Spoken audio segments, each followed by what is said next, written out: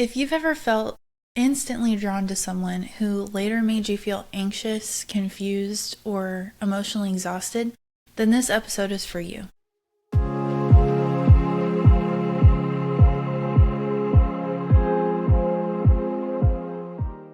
I was actually talking about this topic with a client today, and I was so passionate about it that I wanted to make an episode. So today's episode of the Reflection Room is about why chemistry can feel safer than compatibility and how that messes with us. So stick around to learn more. I just want to normalize this experience for most humans out there because it happens in dating, relationships, and friendships. It can happen anywhere. And it happens to the smartest and most self-aware people all the time. It's just a normal life experience. And this is because our nervous system gets used to what's familiar, not what's safest. So this is not about blaming our past choices, past relationships, dating, relationship, or friendship-wise. It's about understanding why they made sense at the time and how identifying that pattern can help us move forward into healthier and safer relationships in the future. So I just want to point out that instant attraction where you're drawn to somebody is not random, it's familiar. So first I want to kind of define the difference between chemistry and compatibility. Now obviously in relationships you want to feel both, and it's not good having just one or the other, but having just chemistry can be dangerous. And here's why. Chemistry is like the intensity, the pull, magnetism, that anticipation that happens right when you meet somebody or in the very beginning phase. It often shows up really fast and it feels exciting, urgent, consuming, and it can sometimes be like infatuation or limerence. And limerence is where you kind of project what you want onto that person because you don't have the full picture yet. Our brain likes a complete picture of a person when we're getting to know them, and it's impatient. So when we don't know something about someone, it's really easy to fill in the gaps with the ideal that we would like to know about that person. So I like to, with clients, when they were first talking to somebody and they get really excited, really fast, and they maybe are going all in really quickly, I'll be like, wait a minute, do we know the full picture? Because it takes a while to get to know somebody. So projecting what you want onto them is not a great idea because you'll likely be disappointed. Compatibility is shared values, which is super important. I've talked about that many times on this podcast. Communication style, boundaries, emotional availability, all those things are communicated about and shared, usually in common. And there's consistency, repair, meaning you can have disagreements, have a healthy argument, conversation, repair that, and then move forward. And there's predictability. So you know when they're going to talk to you, you know their schedule, they're very open and communicative about those things. And this often unfolds slowly and at a steady pace. So I just want to make a point that chemistry isn't bad. It's not a negative thing to feel chemistry with somebody. And compatibility isn't boring. Problems happen when chemistry is mistaken for safety, and then that overrides compatibility.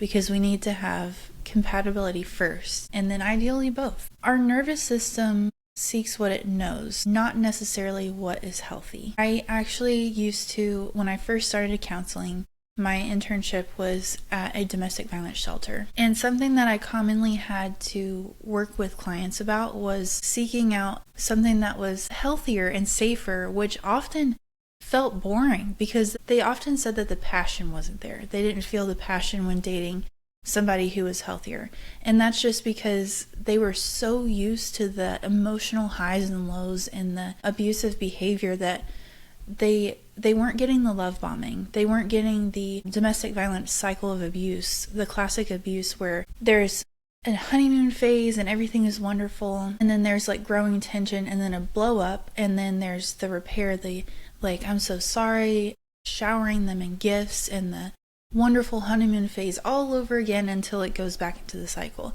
So they weren't getting those extreme highs and lows that their nervous system was used to. So what seemed so emotionally exciting was actually toxic and you can see that now after the fact, but during, it's hard to notice. And then when you're trying to date somebody new and they're very calm and everything is very steady, it can seem very boring because there's no passion. So if love used to come with unpredictability, emotional distance, needing to earn affection, or heightened emotional states, then intensity can register as home for you. And that's not what home should feel like. So in this case, like, activation can feel like attraction, where them stirring up those emotions in you feels like attraction, but it's actually just manipulation. Anxiety can feel like longing.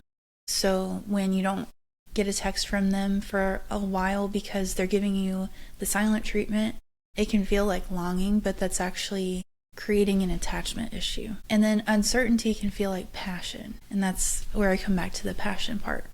So going back to why compatibility feels so foreign, it's vulnerability without chasing. And it kind of reminds me of in like elementary school, or, like when you're young and people used to have like crushes, but then when they finally revealed to that person that they had a crush on them, and then they would start going out, dating, whatever, it was like it got boring all of a sudden. It's because the chase was over. And it was like, well, what's the point if there's not like secrets and whispering and like, oh, what do they think about me? So that kind of feeling of excitement with the chase is over. And with that, it's comfortable. It's safe when you don't have to chase. You can be vulnerable without having to worry about them freaking out on you or just having problems with what you have to say. Like, being able to be vulnerable in a relationship and them understand that and see you and hear you and listen to you and then come back with a changed behavior. Like, that's what should be comfortable. And then being seen without performing. So you don't have to put on a fake attitude. You don't have to change anything about yourself for another person. That is safe. And then consistency without adrenaline. And I feel like that's what most people get used to. Our brains get used to adrenaline. So our fear response being activated very consistently gets familiar, and then we get used to that. So compatibility in a safe relationship won't have that adrenaline. So a common reaction to that could be like, something's missing. I don't feel the spark. This feels too easy or too calm. Or there's like no butterflies, which butterflies are heavily debated if that's a good thing or a bad thing. But calm can feel unfamiliar when your system expects chaos. And I want to change the word boring to the word neutral. So in this case, peace can feel neutral before it feels safe. And changing words like that is part of narrative therapy. And I feel like if we change the words of a lot of things, we'd feel better.